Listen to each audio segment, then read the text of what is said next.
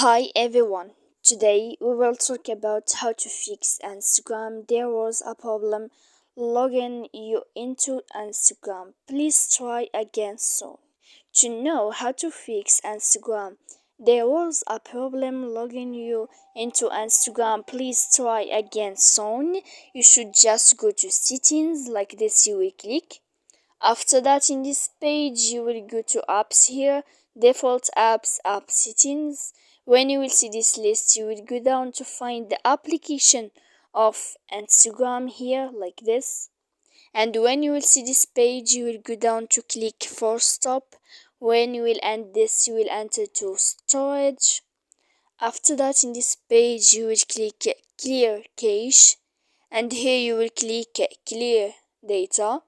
And after all that, you can update your application. So please don't forget to support us by like and subscribe. See you next time.